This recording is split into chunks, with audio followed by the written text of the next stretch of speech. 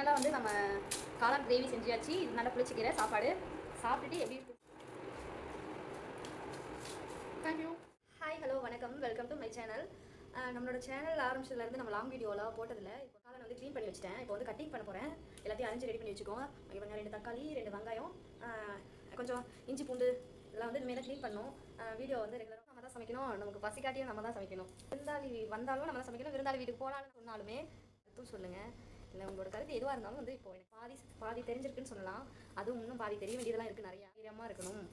பேசிட்டுமே நம்ம என்ன வந்து க்ளீன் பண்ணி முடிச்சு வச்சாச்சு. இஞ்சி பூண்டை மட்டும் பேஸ்ட் பண்ணிவிட்டு நம்ம செய்ய கண்டிப்பாக இருக்குது. அது பொண்ணாக. ஹாய் ஹலோ வணக்கம், வெல்கம் டு மை சேனல். நம்மளோட சேனல் ஆரம்பிச்சதுலேருந்து நம்ம லாங் வீடியோலாம் போட்டதில்லை. இப்போ லாங் வீடியோ நான் ரெகுலராக போடலான்ட்டு இருக்கேன். நம்ம சேனலுக்கு ஃபஸ்ட் டைம் வரீங்கன்னா லைக் அண்ட் சப்ஸ்கிரைப் பண்ணிட்டு பாருங்கள். இன்றைய வீடியோவில் என்ன கண்டென்ட் என்ன போட போகிறேன் அப்படின்னா, மதியம் லஞ்சு தான். மதியம் லஞ்சு என்ன சமைக்க போகிறேன் அப்படின்னா, காளான் கிரேவி சாப்பாடு. காளான் வந்து க்ளீன் பண்ணி வச்சுட்டேன். இப்போ வந்து கட்டிங் பண்ண போகிறேன். எல்லாத்தையும் அரைஞ்சி ரெடி பண்ணி வச்சுக்கோங்க. அங்கே பாருங்க, 2 தக்காளி, 2 வெங்காயம், கொஞ்சம் இஞ்சி பூண்டு இதெல்லாம் வந்து இனிமேல் தான் க்ளீன் பண்ணணும். வீடியோ வந்து ரெகுலராக வாட்ச் பண்ணுங்கள். வீடியோக்குள்ளே போகலாம் வாங்க. ஆக்சுவலாக தண்ணியில் நல்லா க்ளீன் பண்ணிவிட்டு இந்த சைடில் உள்ளதெல்லாம் வந்து இப்படி எடுத்தேன்னா பாருங்க, இப்படி எடுத்தால் அப்படி லேயராக தூளாக வந்துடும். ஒரு லேயர் ஃபுல்லாக இதை சுற்றி எடுத்துகிட்டு நல்லா தண்ணியில் அலசிட்டு திருப்பவுமே வந்து இந்த தண்ணியில் வந்து இதை கட் பண்ணி திருப்பி போட போகிறேன். இப்படி தான் நான் காளான் வந்து செய்கிறது. பார்த்துக்கோங்க, காளான் நல்லா ஃப்ரெஷ்ஷாக தான் இருக்குது. இப்படி அரிஞ்சு போட்டுக்க வேண்டியதான். கொஞ்சம் பெருசாக இருந்தால் 4 வாட்டி கட் பண்ணிக்கலாம். சின்னதாக இருக்குது இந்த மாதிரி குட்டியாக, இந்த மாதிரி இல்லை ரொம்ப குட்டியாக, இந்த மாதிரி ரொம்ப குட்டியாக இருக்குது அப்படின்னா அது ரெண்டு டைம் கட் பண்ணாலே போதும்.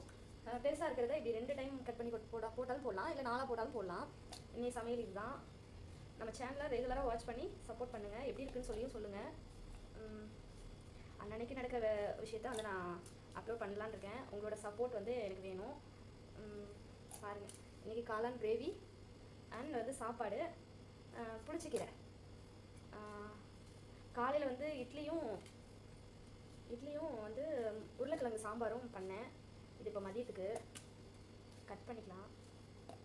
டுடே என்ன சமையல்னு சொல்லுங்கள். வீடியோ எப்படி இருந்ததுன்னு சொல்லுங்கள். உங்கள் ஃபீட்பேக்ஸை சொல்லுங்கள். இதெல்லாம் கட் பண்ணி போட்டுக்கலாம்.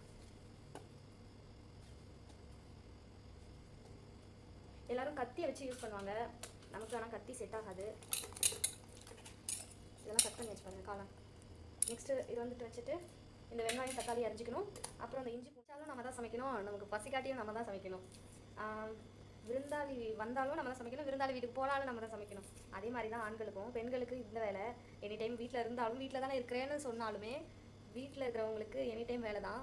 அதே மாதிரி ஜென்ஸுக்கு என்னென்னா, உடம்பு நல்லா இருந்தாலும் வேலைக்கு போகணும், உடம்பு நல்லா இல்லைனாலும் வேலைக்கு போகணும். அவங்க வந்து போயே ஆகணும், நம்ம சமைச்சே ஆகணும். இதுதான் வாழ்க்கையோட வழிமுறை. எப்படி கரெக்டானு சொல்லுங்கள். இன்னொன்று, என்னோடய வீடியோஸ் வந்து பார்த்துட்டு இந்த மாதிரி வீடியோ போடலான்னு உங்களோட கருத்தும் சொல்லுங்கள். இல்லை உங்களோட கருத்து எதுவாக இருந்தாலும் வந்து இப்போது எனக்கு இந்த வீடியோவில் நீங்கள் தெரிவிச்சுட்டு போங்க. இப்போ தான் சேனல் கொஞ்சம் கொஞ்சமாக மென்மேலும் வளருது. இந்த மாதிரி லாங் வீடியோவும் நான் ரெகுலராக போடுறேன். லைக் அண்ட் சப்ஸ்கிரைப் பண்ணிவிடுங்க. ஆனியன் கட் பண்ணிகிட்ருக்கேன். ஃப்ரீ டைமில் வந்து என்னோடய வீடியோஸ் எல்லாமே பாருங்கள். இன்றைக்கி டுடே என்ன ஸ்பெஷல்னு சொல்லுங்கள். இப்போது முன்னை விட நான் வந்து ஸ்டார்ட் பண்ணும்போது இருந்த கொஞ்சம் யூடியூப்பை பற்றி எனக்கு தெரியாது. இப்போது நிறையா எனக்கு தெரியுது. யூடியூப்பை பற்றி கொஞ்சம் ஒரு பாதி தெரிஞ்சிருக்குன்னு சொல்லலாம்.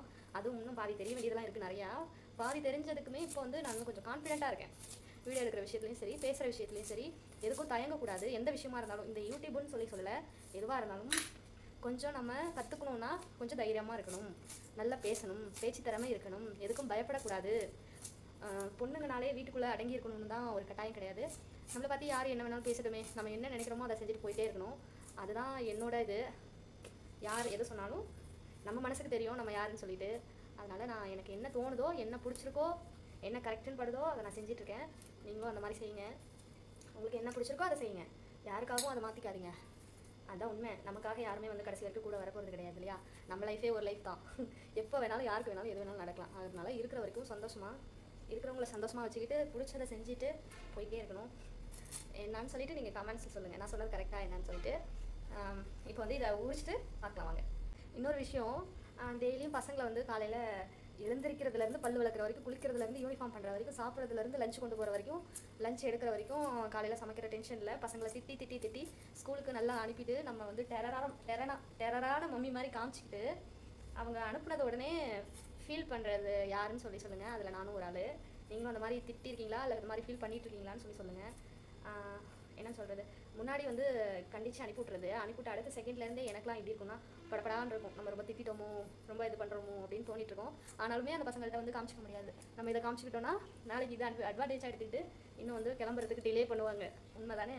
வெங்காயம், தக்காளி, இஞ்சி, பூண்டு இதெல்லாம் வந்து க்ளீன் பண்ணி உரிச்சு வச்சாச்சு. இஞ்சி பூண்டு மட்டும் பேஸ்ட் பண்ணிவிட்டு நம்ம செய்ய போயிடலாம். இன்னொரு விஷயம், நம்ம யோசிக்கிறத, நமக்கு சரின்னு படுறத செய்ய தயங்காமல் வந்து செய்யணும். இதையும் யோசிக்காமல் யாருக்கும் பயப்படாமல் செய்யணும்.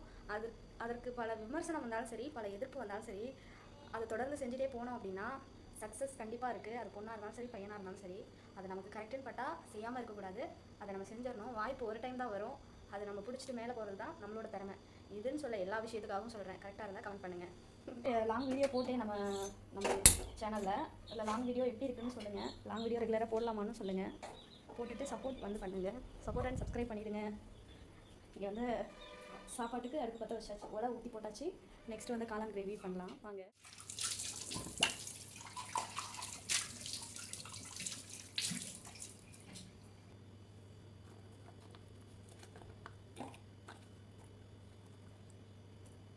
இஞ்சி பூண்டு கொஞ்சம் கம்மியாக இருக்குது, அதனால் வந்து நம்ம கொஞ்சம் ஆனியனையும் சேர்த்து போட்டுக்கலாம்.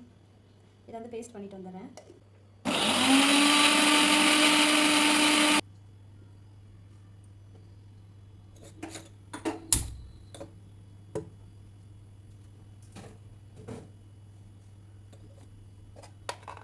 ஜீரகம் போட்டுக்கலாம். எண்ணெய் சூடாயிருச்சு.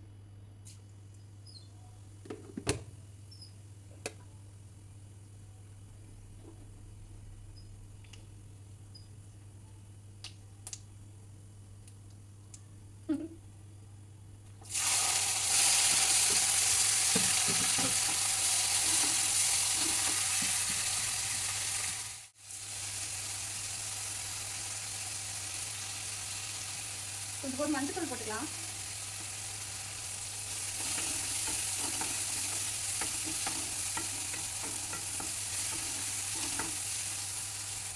தக்காளி நல்லா நசுக்கிக்கலாம். தக்காளியோட ரேட்டு வந்து அதிகமாகிட்டே இருக்குது. இங்கே 55-60 ரூபா தக்காளி விற்குதுன்னு நினைக்கிறேன். அங்கே உங்கள் ஊரில் என்ன ரேட்டு, தக்காளி விலை என்ன அப்படின்னு சொல்லுங்கள், கமெண்ட்ஸில் சொல்லுங்கள். இன்னும் விலை ஏறுமா என்னன்னு தெரியல. ஒரு வருஷம்லாம் வந்து தக்காளி 1 கிலோ 500 ரூபா வரைக்கும் தான் போச்சு. இப்போ என்ன தெரியல, தக்காளி ரேட் அதிகமாகிட்டு. ஒரு தக்காளி 50 ரூபாய்க்கு நான் வாங்கியிருக்கேன். ஒரே ஒரு தக்காளி 50 ரூபாய்க்கு நான் வாங்கியிருக்கேன். ஆனால் இப்போ எவ்வளோ ரேட்டு ஏற போட்டுதான் தெரியல. அதை நினச்சா தான் பயமாயிடும். இப்படி விலை வச்சா 10 ரூபா வைக்க வேண்டிய தக்காளி இந்த மாதிரி இருக்கா என்ன செய்ய? விவசாயிகளுக்கு ஓகே, பட் இருந்தாலும் இதில் விவசாயிகளுக்கு முழுசாக போய் சேராது. அவ்வளோ ரேட்டு விற்றாலுமே அவ்வளோவும் போய் சேராது. அந்த டைமிங் பார்த்து இது இடையில இருக்கிறவங்க தான் வந்து இந்த அளவுக்கு ரேட்டு ஏற்றுறது. இஞ்சி பூண்டு வந்து போட்டுக்கலாம்.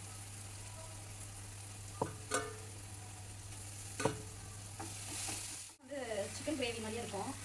அந்த மாதிரி தான் போட்டுட்ருக்கேன். இதில் கொஞ்சம் இஞ்சி பூண்டு இருந்தாலும் வந்து கடைசியாக தேங்காய் வேணும்னா சேர்க்கும் போது அரைச்சிக்கலாங்க. போட்டுக்கலாம். ரொம்ப ஹெல்த்தியானது. ஆனால் இதுக்கு ஒரு பெரிய கதையாக இருக்குது. எங்கள் ஃபேமிலியில் என் பசங்களுக்கு ஒரு டைம் வந்து என்னாச்சுன்னா, காளான் வந்து இந்த மாதிரி காட்டில் நமக்கு கிடைக்கல. அந்த மாதிரி எங்களுக்கு இந்த டவுன் சைடில் இருந்தாலும் எங்கள் வீட்டு பக்கத்தாலேயே காளான் வந்து இருந்துச்சு. அது நல்ல காளான்னு நினச்சிட்டேன். எங்கள் அம்மாட்ட ஃபோனில் வீடியோ காலில் எல்லாம் காமிச்சேன். அது கொஞ்சம் நல்ல காளான்னு அவங்க ஃபோனில் தெரியல போல, நல்ல காளான்னு சொல்லிட்டாங்க. அதையும் சமைச்சு நானும் எங்கள் பசங்க 3 பேரும், 2 பசங்க நான் 3 பேருமே சாப்பிட்டோம். 3 பேத்துக்குமே வாந்தி, ஒரே வாந்தி. அந்த காளான் என்னென்னா கடைசியில் அந்த காளான் நல்ல காளான் இல்லை. அதுலேருந்து என் பசங்க வந்து வீட்டில் காளான் செஞ்சாலே சாப்பிட மாட்டாங்க. இது ஆனால் ப்ராப்பராக நம்ம கடையில் வாங்கிட்டு வந்த காளான் இதெல்லாம் ஒன்றும் பிரச்சனை இல்லைன்னு சொன்னாலுமே பசங்க சாப்பிடாது. அதுக்கு ஒரு பெரிய கதை. எங்கள் வீட்டில் காளான் செஞ்சாலே எனக்கு அந்த ஞாபகம் தான் வரும். கொஞ்சமாக மல்லி பவுடர் கொஞ்சம் போட்டுக்கும். கொஞ்சமாக மசாலாஸ்லாம் அவ்வளோக்கா இல்லை. கொஞ்சம் தனி மிளகாய் தூள் தான் இருக்குது. மசாலா இல்லை, வீட்டு மிளகாய் தூள் தான் போட போகிறேன். சில்லி பவுடர் கொஞ்சமாக போட்டுக்கோங்க. போட்டுறேன். நான் சமைக்கிறது தான் போடுறேன். உங்களுக்கு யூஸ்ஃபுல்லாக இருந்தாலும் எடுத்துக்கோங்க.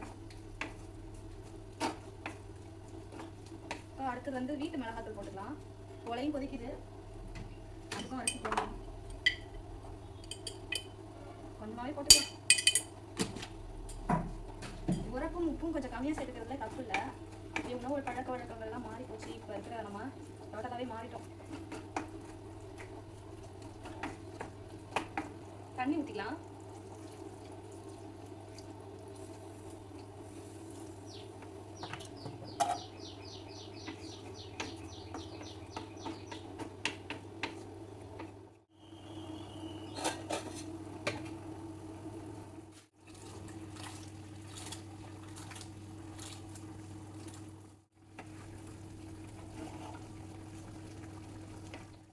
உப்பு வரப்போ எப்படி இருக்குன்னு பார்க்கலாம். எனக்கு இந்த வீடியோ பார்க்குறவங்களாம் இது வரைக்கும் பார்க்குறவங்க லைக் பண்ணிவிட்டு கமெண்ட் பண்ணுங்கள். உங்களோட நேமையும் கமெண்ட் பண்ணுங்கள். நல்லாயிருக்கு நல்லாயிருக்கு. இதில் கொஞ்சம் தேங்காய் கொஞ்சம் அரைச்சி ஊற்றினா நல்லாயிருக்கும். தேங்காய் அரைச்சி ஊற்றிடலாம். தேங்காயும் பெருஞ்சீரகமும் கொஞ்சம் இந்த மிக்சியில் வந்து அரைச்சி ஊற்றிடலாம். நான் அப்பப்போ வந்து கிச்சனில் சமைச்சாலே வந்து ஃபுல்லாக வேர்த்துரும். இந்த மாதிரி ஃபுல்லாக விறுவிறுத்து போயிடும். அதனால் நான் என்ன பண்ணுவேன், அப்பப்போ வந்து இந்த ஃப்ரிட்ஜை திறந்து தலையை விடுவாங்களே அந்த மாதிரி அப்படியே கிச்சன்லேருந்து தோட்டத்துக்கு வந்து இப்படி வெளியே நின்றுப்பேன். அப்படி தலையை நீட்டிப்பேன். எல்லா கேர்ள்ஸ்க்கும் இந்த நிலமை தான். கிச்சனில் இருந்தால் அந்த மாதிரி தான். இப்போ வந்து தேங்காய் கொஞ்சம் அரைச்சி ஊற்றிடலாம்.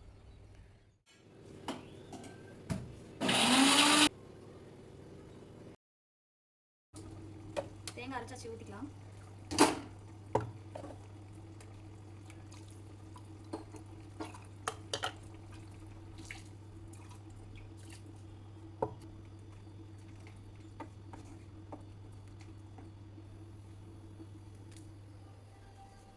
அவ்வளோதான், முடிஞ்சிச்சு.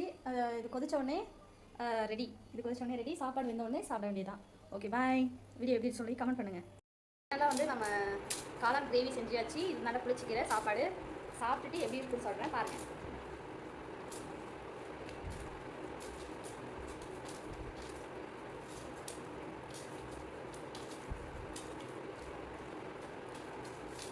தேங்க்யூ, பாய்.